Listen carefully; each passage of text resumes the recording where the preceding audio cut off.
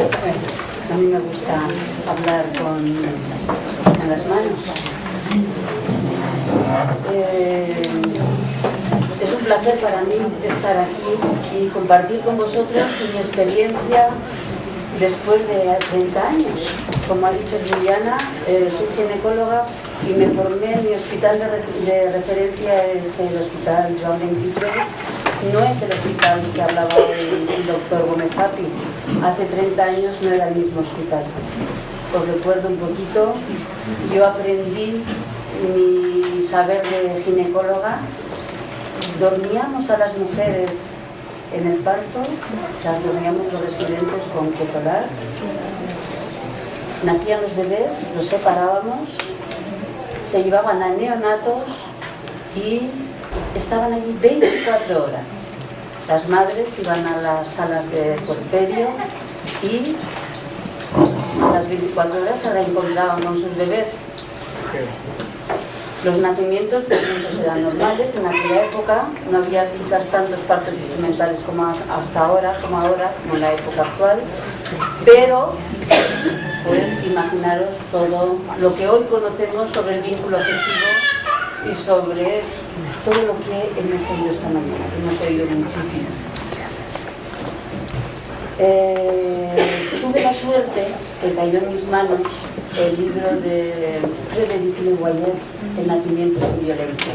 Me impactó cuando lo leí y bueno, pues quizás mi espíritu de observación observaba mucho a las mujeres cuando parían, cómo se expresaban, cómo buscaban las propias madres a sus bebés, dadas las condiciones tan poco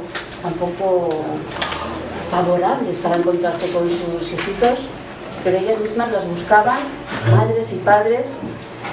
Y bueno, pues mi espíritu de observación o de encontrarme con otras cosas, pues me llevó a, cuando terminé la residencia, me fui a trabajar a África. Os podéis imaginar lo que me encontré allí. Yo venía de la monitorización fetal, empezábamos a monitorizar a las madres como grandes tecnologías, y con todo lo que yo había aprendido en el hospital, me hice cargo de una maternidad en África y os voy a contar algún detalle. Cuando yo me fui allí, pasábamos visita en la sala de las mujeres recién paridas, teníamos unas camas. Habíamos puesto unas cunitas de hierro al lado de las camas, los bebés tenían que mamar cada 3 horas, los teníamos separados de las madres y pasábamos las visitas, me daba la vuelta, dejábamos a los bebés en las cunitas y las madres cogían a los bebés, se los recogían dentro y se los ponían en las telas africanas, porque las mujeres no tenían camisones en África, venían con sus lapas y se metían a los bebés dentro. Yo decía, estas mujeres, ¿pero qué hacen con los bebés? Se los ponen. Porque yo había estado educada en el hospital con la higiene, con el no olor, con pues, todas las medidas asépticas y sépticas de la intervención hospitalaria. En alguna ocasión me encontré íbamos a los paritorios, teníamos mesas para camillas para el paritorio, electrónicas, se estropeaban, no las podíamos arreglar, poníamos a las mujeres en el paritorio, muchas de ellas se arrancaban los goteros y se ponían a parir en el suelo. Y decía, pues yo así no sé ayudar. Al final yo me aperrillaba con ellas. En alguna ocasión, pasando por el paritorio, pues parece ser que hay una mujer pariendo. Me asomaba y la veía en cuclillas recogiendo su bebé. Entonces, pues yo, mucho de los que os voy a hablar hoy, o de lo poquito que os voy a hablar hoy, he basado parte de mi formación en la observación. Las mujeres, los bebés me han enseñado muchísimo de lo que sé. Y lo he corroborado científicamente. Pero la observación me llevó, quizás también por mi apertura, también por mis ganas de aprender de la vida, pues a poder asimilar todo aquello que yo había ido viendo. Entonces, bueno, luego regresé a este país y a mi país y me planteé la asistencia a los nacimientos en casa. Y bueno, hoy ha dicho quien comentaba del... Chus, sobre la asociación Nacer en Casa en el año 88. Ya en los años 80 asistíamos nacimientos en casa. En el 88 se creó la asociación, pero en los años 80 ya atendíamos partos en casa. Toda nuestra intuición empezándola a desarrollar y a poner en marcha, ¿no? Claro, en los nacimientos en casa yo me planteaba no solamente el nacimiento, sino todo el trabajo previo. Para mí ha sido muy importante siempre el conocimiento el acompañamiento a los padres y a las madres en los partos en casa y en los partos hospitalarios. Y a lo largo de mi vida profesional ya no volví a trabajar en un hospital, ya desarrollé todo mi trabajo en la asistencia en casa, y posterior la asistencia en casa me llevó también a eso más profundo que hay en el ser humano, la emoción. Los partos en casa eran unas experiencias tan emocionales que vibrábamos las madres, los padres, yo como profesional. Entonces me llevó a investigar mucho sobre la emoción, sobre el placer, sobre la energía. Y bueno, pues ahí fue cuando yo desarrollé toda mi formación en la escuela reichiana. Reich, ya contemporáneo de Freud, habló del placer, habló de la pulsación, como hablaba ahorita Silda, hablaba de ese intercambio energético entre la madre, el bebé, ya intraútero. Y hoy hemos oído hablar mucho del vínculo afectivo, pero el vínculo afectivo, desde mi punto de vista, no se desarrolla cuando el bebé nace, cuando la mamá tiene ese imprinting que decía el doctor Gómez Papi, cuando ve al bebé, cuando el bebé le mira. Ya esa impronta la tiene en la vida intrauterina.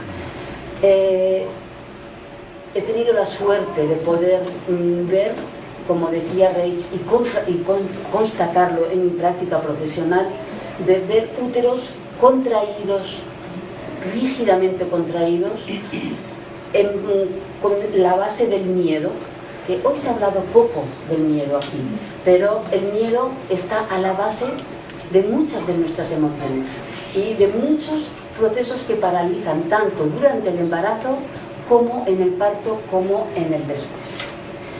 Si no trabajamos el miedo durante el embarazo y durante el parto y durante el después, es muy difícil a veces cuidar esa relación, ese vínculo afectivo, cuidar la vida desde el inicio. Otro aspecto que yo quería aquí apuntar es que para mí la vida no empieza, o para nosotros la vida no empieza cuando el bebé nace. La vida empieza cuando ese ecosistema padre-madre deciden tener ese proyecto de hijo, y acoger al bebé. Evidentemente todos los embarazos, todas las parejas no deciden en el momento adecuado, en la situación adecuada, económica, que puedan tener todas las condiciones favorables. Entonces os voy a añadir una cosa más. Mi trabajo actualmente se enmarca fundamentalmente en ayudar a recuperar ese vínculo afectivo que muchas veces se pierde ya en la vida intrauterina, en el parto y en el después. Porque hoy hemos oído hablar de todo lo que es realmente necesario e importante, de la mirada, del contacto, de la piel, de la inmadurez del bebé humano. Todo eso ya no lo voy a repetir, pero lo que nos encontramos en la realidad de hoy a veces es muy duro, es muy crudo. Yo en mi experiencia tengo que no solamente nos vale parir en casa y muy bien. Yo me he encontrado con mujeres que han parido en casa muy bien y que luego han tenido muchas dificultades con sus bebés. Han tenido muchos problemas a veces con la lactancia, muchos problemas con grietas, a veces han tenido que quitar, no han podido darle mamá. ¿Qué pasa en esa relación? ¿Qué pasa con ese vínculo? Y todo eso, para cuidar la vida, es importante que lo podamos recuperar, que lo podamos compensar. Durante todos estos años el trabajo me ha llevado a desarrollar lo que yo llamo la teoría de la compensación, porque si no, ya en los grupos de trabajo con madres y con padres, claro, nosotros hablamos de las necesidades del bebé, de las necesidades de los padres, de los partos fisiológicos, de los partos, de la importancia de que los bebés nazcan en buenas condiciones. Pero muchas veces nos encontramos que, aun queriendo las madres, no pueden. No pueden. ¿Cuántas veces nos hemos encontrado madres que decían, no, yo no quiero tener una anestesia epidural? Pero llega el momento de sentir todas esas sensaciones en su dinámica de parto y al final acaban pidiendo una anestesia epidural. Entonces nos hemos encontrado muchas veces con la culpa, y eso es un motivo para que los padres y las madres no se vinculen bien con su bebé, porque yo pensaba que quería parir de una manera y no podía. Entonces eso a veces es muy dramático y nos podemos encontrar con situaciones muy dramáticas y que realmente no nos acercan al vínculo con el bebé, no nos acercan a que ese ecosistema madre y bebé y ese ecosistema familiar pueda seguir pulsando y pueda seguir manteniendo esa dinámica de vida. En nuestros grupos, aparte de la información de la fisiología y de la sensibilización y de darles el conocimiento, nos acercamos a que los padres y madres puedan percibir, puedan llegar a sentir lo que puede llegar a sentir un bebé en la vida entera. Hablamos de la mirada, pero fijaros, muchas veces cuánto nos cuesta a los adultos mirar. Fíjate qué puede pasar cuando decimos que es tan importante la mirada y esa mujer conecta con que ella no puede mirar. ¿Pero por qué no puede mirar? Antes hemos oído en otras charlas, el nacimiento tiene mucho que ver con nuestras vidas pasadas, con nuestra vida pasada. Si no nos han mirado, ¿cómo vamos a pedir a una mujer que mire a su bebé? Si muchas veces ella puede directamente conectar con ese dolor, con ese sufrimiento, con ese vacío, porque ella no ha sido mirada. Entonces es muy duro a veces, es muy duro a veces. En nuestros grupos, una de las cosas que hacemos mucho hincapié es la posibilidad que tenemos de crecer con nuestros hijos. Porque de esa manera estamos desculpabilizando nuestra propia historia. Darnos cuenta de nuestros límites nos da la posibilidad de podernos abrir a nuestro bebé. Si no, podemos caer en un tópico de reactar. Y muchas veces, quizás es interesante observar la diferencia que hay, al menos he observado yo. Quizás, a ver, ¿qué os parece a vosotros? Cuando una mujer va a parir, va con el miedo al parto. Cuando una mujer pare, vuelve con un bebé a casa. Su forma de estar es diferente. Su forma de estar es diferente. Entonces, en el momento del parto muchas veces se refresca la propia historia de la persona. Y esa propia historia de la persona nos puede acercar al bebé o nos puede alejar.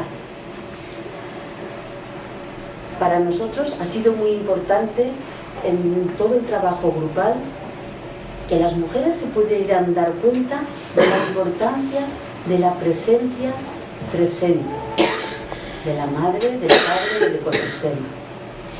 Porque, como sabéis, y hay experiencias